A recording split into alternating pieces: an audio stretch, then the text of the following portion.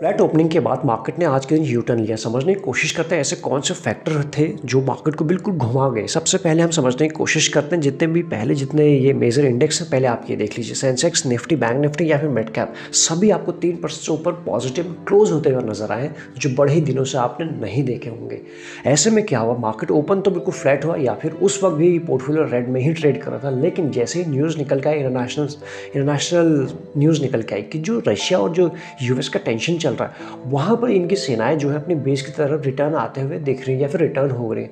तो ऐसे में मार्केट को ये समझ में वहाँ से आया कि ये जो चीज़ है, जो मुद्दा है, पॉलिटिकल वे में रिजॉल्व होता हुआ नजर आ रहा है, फिर हो रहा है। बस मार्केट को यही फैक्टर था अभी तक जो डरा रहा था, जो धमका रहा था, जिसके वजह से मार्केट वन साइडेड फॉल हो रहे थे ग्लोबल मार्केट, और उसके बाद यही नेगेटिव चीज़ बदल गई मार्केट के लिए पॉजिटिव वे में, और वन साइडेड हमें मार्केट में एक अपमूव देखने को मिला।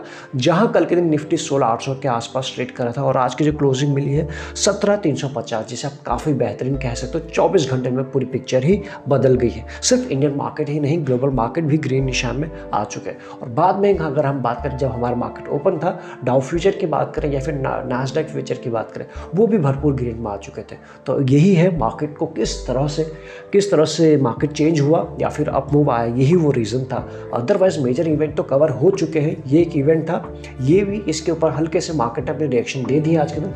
एक और इवेंट आपके सामने बच रहा है, कल और परसों में वो भी क्लियर हो जाएगा। यूएस की फेड जो अब इंटरेस्ट रेट के ऊपर फैसला लेगी। ऑल तो कई सारी चीज़ें फैक्टर इन हो चुकी हैं, लेकिन जब अगर वो इंटरेस्ट रेट बढ़ाते हैं, जैसे अपनी गवर्नमेंट ने नहीं बढ़ाया, तो उसका भी इम्पैक्ट दिखेगा। लेट्स सी, कई सारे इवेंट बैक टू बैक हैं, तो अभी भी बहुत ज़्यादा ये नहीं सोच लेना चाहिए कि बस अब जो पुराना था वो ख़त्म हो गया। अभी भी मार्केट में वॉलेटिलिटी थोड़ी रह सकती, इस चीज़ का ध्यान में ज़रा रखिएगा। अगर हम समझने की कोशिश करें एडीआर रेशियो के फॉर्म में, तो आप यहाँ देख पाएंगे 1300 से ऊपर शेयर जो थे एडवांस पर है। डिक्लाइन की बात करें 568, बड़े ही लंबे दिनों के बाद अच्छा देखने को मिले। पोर्टफोलियो डे वाइज थोड़ा सा ग्रीन में रहा होगा आज का दिन। बाकी सेक्टर वाइज आप यहाँ देख सकते हो, जिस तरह से कल के दिन पिटाई हुई थी ऑटो सेक्टर के, आज यहाँ देख सकते हो 4% से ऊपर ये सेक्टर ही अप रहा। और बाकी आईटी की मॉर्निंग अपडेट आपको जब टेलीग्राम पे हम बताने की कोशिश करते हैं कहाँ ज़्यादा फोकस रहता था, आईटी के ऊपर बताया था। और प्लस अपमूव कल के दिन एक्सपेक्ट करते थे कि यहाँ से डेड कैट बाउंस आ सकता है। टेक्निकल बेसिस पर तो हमें समझ में आ रहा था कि ऐसे पॉसिबिलिटी, जिसकी पॉसिबिलिटी काफ़ी हाई हो रही है। यही 2 से 3 बार कल रिपीट किया था कि इसकी पॉसिबिलिटी ज़्यादा लग रही, पर उसके पीछे का रीज़न ये आपके सामने आ चुका है। बहाने कोई भी हो सकते हैं, टेक्निकल कुछ और, जैसे कि आज का टेक्निकल कुछ और बता रहे हैं, वो भी देख लेंगे। उससे पहले आप क्या देख लीजिए जितने भी सेक्टर हैं आज के दिन सभी अच्छा परफॉर्म सभी ने किया है। तो यहाँ पर आज के दिन तो कोई वीकनेस नहीं थी। अगर हम बात करें दूसरी अच्छी चीज़ क्या थी, अभी तक जो मार्केट गिर रहे थे, यहाँ टॉप गेनर ढूंढना मुश्किल हो रहा था। बड़े ही दिनों के बाद हम डेली बेसिस पे वीडियोस बनाते हैं, तो हमें तो ऐसा याद भी नहीं कि पिछली बार कब हुआ था कि जब टॉप लूज़र हमें नहीं मिले। डेली बेसिस पे लूज़र मिल जाते थे, गेनर नहीं है। आज निफ्टी की बात करें, निफ्टी में से टॉप जो 4 लूज़र होते हैं उनमें सिर्फ 2 ही मिले, और Cipla and ONGC.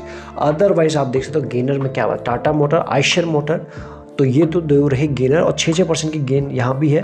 Shri cement और उसके बाद बजाज, यानी कि 5 से 6 आज के दिन कॉमन था। जिस तरह कल के दिन 6 बड़ा ही कॉमन था, सब गिरे थे, मिल के गिरे थे हाथ पकड़ के, और आज के दिन हाथ पकड़ के सब ऊपर आए हैं। तो अच्छे क्वालिटी स्टॉक्स में अच्छा अपमूव देखने को मिला। इसके बाद इंडिया विक्स की बात करें, आज के दिन 10% कूल ऑफ हुआ है, कल के दिन 20% बढ़ा था, तो 22% बढ़ा था। तो अभी भी कूल ऑफ नहीं हुआ उतना, और अभी भी 20 के आसपास है, फिर 21 के आसपास है, अभी भी वॉलेटिलिटी देखी जा सकती है। तो इसीलिए हम समझने की कोशिश करते हैं, इवेंट भी सामने है ग्लोबल लेवल पर, और प्लस वॉलेटाइल अभी भी मार्केट रह सकता है। कोशिश है कि थोड़ा सा संभल के काम करने की ज़रूरत है। उसके बाद आईपीओ ऐसा कोई है नहीं मार्केट, तो हम बात करते हैं स्टॉक्स वॉक टुमारो, या फिर यहाँ से स्विंग ट्रेड के लिए हमारे लिए बनेगा लॉरस लैब एक अच्छी क्वालिटी का स्टॉक है, लेकिन लंबे टाइम से करेक्ट हुआ। अभी क्या है, जितने भी इंपॉर्टेंट मूविंग एवरेजेस हैं या फिर हम बात करें रेजिस्टेंस, उनके ऊपर धीरे धीरे आते हुए नजर आ रहा है बड़े टाइम फ्रेम में। यहाँ से शॉर्ट टर्म में भी बुलिश हो चुका है, और अभी लॉन्ग टाइम फ्रेम में वापस से बुलिश होते हुए नजर आ रहा है। आज के दिन में 4% से ऊपर पॉजिटिव रहा, 0.4%, अभी भी इसमें काफ़ी अपमूव देखा जा सकता है। इसलिए किसी भी टिप में मार्केट में वोलेटाइल तो बना हुआ है, इसको आप रडार पर रख सकते हो। लॉरस लैब अदरवाइज एक अच्छा शेयर है, हम सभी जानते हैं। इसके बाद अगर हम बात करें चार्ट एनालिसिस के ऊपर, सबसे पहले आपके सामने निफ्टी का 1 डे का चार्ट लगा हुआ है। बड़े ही दिनों के बाद ऐसी कैंडल आपको ग्रीन निशान में देखने को मिल रही है। कंप्लीटली जो हमारी बात कल के दिन टेलीग्राम पे हुई थी, अगर आप नहीं जुड़े तो डिस्क्रिप्शन में आपको लिंक्स मिल जाएंगे, वहाँ आपको वो एक मैसेज मिल जाएगा जो कि गैप है, निफ्टी ने back to back 2 gap create कर दिए, ये गैप भरेंगे और ये रेजिस्टेंस का काम करेंगे। तो आज के दिन कंप्लीट एक गैप भर चुका है, वो आपके सामने है, यानी इंपॉर्टेंट मूविंग एवरेज फिर से उसी को टेस्ट हो रहा है, बार बार वो ब्रेक हो रहा है, फिर नीचे आ रहा है, फिर से नीचे आ रहा है, इस बार वापस से टेस्ट हुआ है अप साइड की तरफ और जो कैंडल बनी है कंप्लीटली बुलिश कैंडल बनी है। तो ऐसे में एक्सपेक्टेशन बनी हुई है कि थोड़ा मार्केट और ऊपर आ सकते हैं, लेकिन वो इवेंट जो है ग्लोबल लेवल पर यूएस फेड की तरफ से उसके ऊपर थोड़ा नजर होनी चाहिए। लेट्स सी उसको निकल जाने देते हैं और उसके बाद मार्केट कैसे रिएक्ट करते हैं। अदरवाइज मार्केट लंबे टाइम से कंसोलिडेशन फेज में तो चल ही रहा है, वो हम जानते हैं। आजकल क्या है कि कल जिस तरह से कंप्लीटली सभी लोग बेयरिश हो रहे थे, आज के कैंडल के वजह से बिल्कुल सभी लोग वापस 18-19 की बातें करने लग गए। अभी का मार्केट ऐसा ही बना है, एक दिन में पिक्चर चेंज हो जा रही है, एक दिन में माइंडसेट चेंज हो रहा है। इसलिए अभी भी हमको बिल्कुल अपने माइंड को कंट्रोल लेके ही काम करना होगा। अभी भी मार्केट में थोड़ी सी वॉलेटिलिटी रह सकती है, बट ओवरऑल जो व्यू है वो पॉजिटिव की तरफ, पॉजिटिव न्यूट्रल की तरफ ज़्यादा है या फिर कंसोलिडेशन की तरफ ही है। इसके बाद अगर हम बात करें तो क्या रह सकते हैं लेवल्स एंड टारगेट की बात करें, ये था कल का गैप कंप्लीट फिल हो चुका है, ये आपने देखा। अब इसके बाद जो नेक्स्ट लेवल निकल के आता 450 के आसपास और जो अगला जो लेवल आएगा 550, तो यहाँ तक तो जगह अभी भी बनती है 17,550 तक। लेट्स सी किस तरह से काम होता है। अदरवाइज मार्केट में शानदार शॉर्ट कवरिंग हमको देखने को मिलती 17,000 के आसपास, 17,100 के आसपास, हर लेवल के आसपास। अगर हम बात करें पुट मतलब लोगों ने पुट बाई कर रहे थे या फिर हम बात करें कॉल सेल कर रहे थे, उस हिसाब से आज के दिन लोग छटते गए और एक अच्छा अपमूव हमको देखने को मिला।